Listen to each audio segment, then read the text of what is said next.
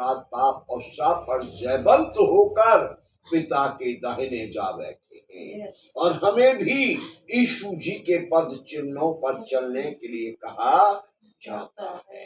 Hallelujah.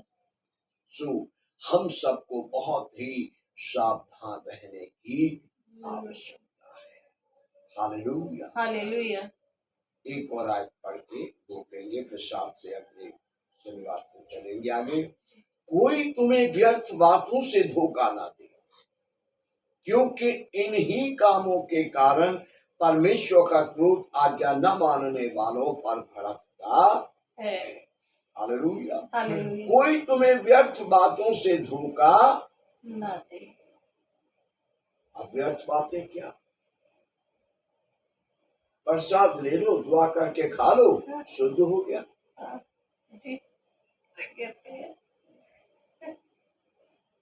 ये वही बात ठीक है। अच्छा ऐसा करो, लड़की के घर फेरे डलवा के शादी करके ले आते, अपने घर लाके पाली साहब से निकाह करवा देते।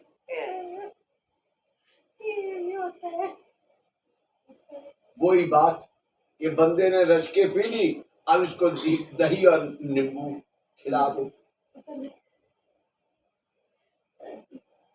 दही और नींबू खिलाने से नशा उतर सकता है, ऐसा कुछ टोटका मैंने सुना है, इसलिए मैं कह रहा हूं, पता नहीं सही है कि नहीं। कहते हैं पर एक बात पक्की है कि दुआ करने से प्रसाद नहीं बदलता, वो प्रसाद ही रहता है। दुआ करने से जो पाप है वो पाप ही रहता, वो पाप नहीं बदलता। हालेलुया। इसलिए वचन में लिखा, कोई व्यर्थ बातों से तुम्हें धोखा न दे। व्यर्थ बात से कि वही प्रसाद दुआ करके खा लो, ये व्यर्थ बात है। चलो पहले फेरे डालो, बाद में निकाह कर लो, ये व्यर्थ बात। हालेलुया। ऐसी कई बातें हैं जिनमें आपको समझाया जाता है, ऐसे कई बातें हैं जिनमें समझाया जाता है, वो व्यर्थ बातें होती है, वो मनुष्य के मन की कल्पना होती है, वो बातें बाइबल से मेल नहीं खाती। वो बातें बाइबल से मेल नहीं खाती।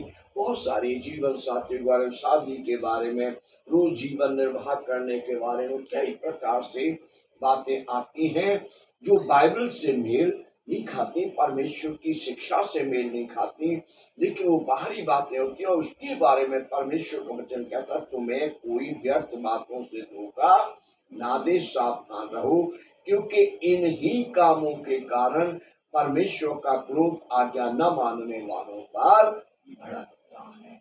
इस पर जो आज्ञा नहीं मानते। आज्ञा क्या है? तुम में व्यभिचार न हो, तुम में अशुद्ध काम न हो, तुम में लोभ न हो, तुम में निर्लज्जता न हो, तुम में मूर्खता न हो, तुम में ठट्ठा न हो, तुम में अशुद्ध बातें न हो। अगर ये बातें रखते हो, चर्च जाते हो, प्रभु भोज भी देते हो, बपतिस्मा भी ले लिया और सोचते हो हम स्वर्ग जाएंगे, तो ना, तुम जिन पर उंगली उठाकर कहते हो मूर्ति पूजक में लग जाएंगे, तुम भी उन्हीं की लाइन में लगे। सदूत उनके साथ ही तुम्हें भी फेंक रहे हैं, तुम्हारी आत्मा भी वहीं चीखेगी बिलकेगी जहां पर उनकी होगी। परंतु तुम आज्ञाकारी बनो, ताकि जो जीवन मसीह यीशु के द्वारा तुम्हें मिला उससे कोई तुम्हें वंचित न, उसमें बने रहो, फलते रहो और सदा सर्वदा खुश रहो। परमेश्वर